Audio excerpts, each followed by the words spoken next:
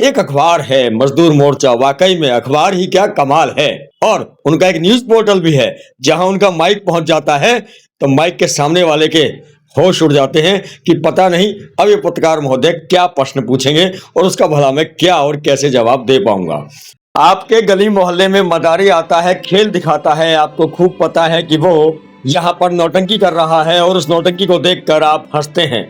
पर यही नौटंकी अगर कोई नेता करे तो आपकी हंसी नहीं बल्कि आपका दिल रोएगा, आपकी आंखों में से आंसू निकलेंगे।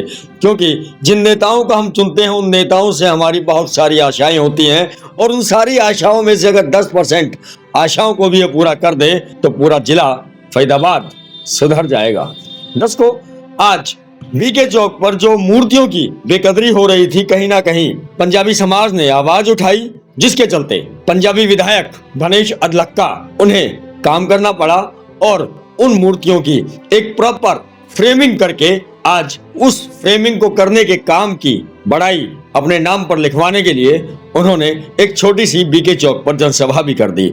अब जब नेताजी हैं, विधायक हैं, तो पत्रकारों का भी वहां पहुंचना लाजमी है।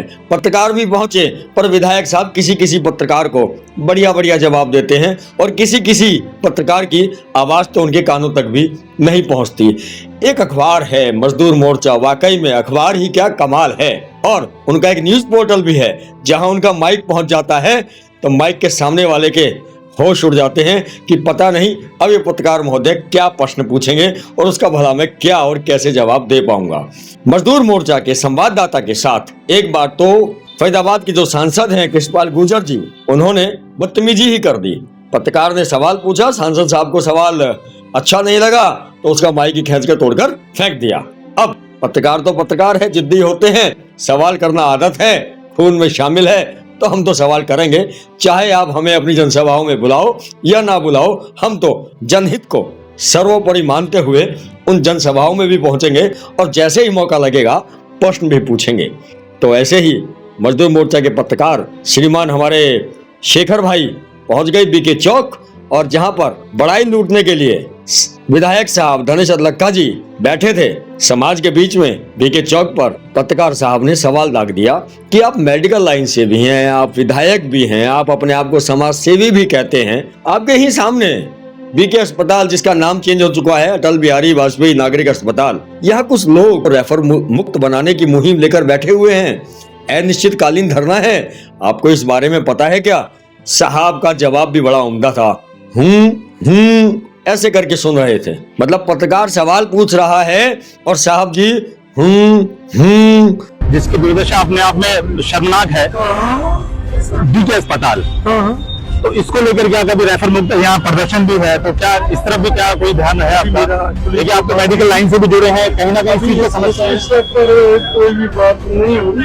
अच्छा, देखिए क्या है, मैंने स्वास्थ्य मंत्री से बात करेंगे। जी। देखिए जैसे विधायक जी ने एकदम से नकार दिया था कि बीके में क्या, मतलब आप फरीदाबाद के नागरिक हैं और फार्मेसी के चीफ भी रहे हैं, तो आपको बीके की दुर्दशा के बारे में ज्ञान नहीं है क्या?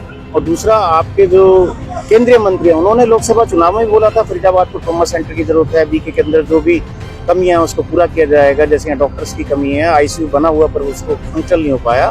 साइंसा मेडिकल कॉलेज है जो बार बार बताया जाता है कि फरीदाबाद को हमने एक मेडिकल कॉलेज दे दिया गया है, पर वो 2020 में टेक कर दिया गया, आज 2025 आने वाला, 5 साल के अंदर उसमें आईपीडी सर्विस शुरू नहीं हुई। 3 करोड़ से ज्यादा हर महीने सैलरी जाती है और माननीय विधायक जी को उसके बारे में बिल्कुल ज्ञान ही नहीं है। अब वो कह रहे हैं स्वास्थ्य मंत्री से बात करेंगे। अरे भैया, विधायक हो आप, मेडिकल लाइन से भी हो, फरीदाबाद में ही तो रहते हो, इंग्लैंड थोड़ी ना रहते हो। आपको फरीदाबाद की मेडिकल व्यवस्थाओं के बारे में नहीं पता क्या? आपको ये नहीं पता क्या कि ये जो नागरिक अस्पताल है फरीदाबाद का एकमात्र अस्पताल जो जहां लोग बहुत तादाद में पहुंचते हैं, इलाज की बहुत ज्यादा आवश्यकता है, उसके क्या हालात हैं? शर्म आनी चाहिए ऐसे नेताओं को जिनको अपने ही विधानसभा क्षेत्र के अंदर अव्यवस्थित हो रही सुविधाओं के बारे में ज्ञान नहीं है। और जब पत्रकार उन्हें सवाल करते हैं तो उनका जवाब देने में कहीं ना कहीं आनाकानी करते हैं और कहते हैं कि मुझे तो पता ही नहीं कि यहाँ कौन लोग धरने पर बैठे हुए हैं, मुझे इस बारे में जानकारी नहीं है। भाई कमाल है। मैं तो वाकई में उस मदारी को ज्यादा बेहतर मानता हूँ जिसने पहले ही डिक्लेरेशन दे दी कि हाँ मैं तो नौटंकी करूंगा, उसके बाद मेरी नौटंकी देखने के बाद आपको आटा दाल चावल देना हो तो दे देना, पर वाकई में ऐसे नेताओं का तो भगवान ही मालिक है। हे प्रभु, हे नेताजी, जय हो आपकी।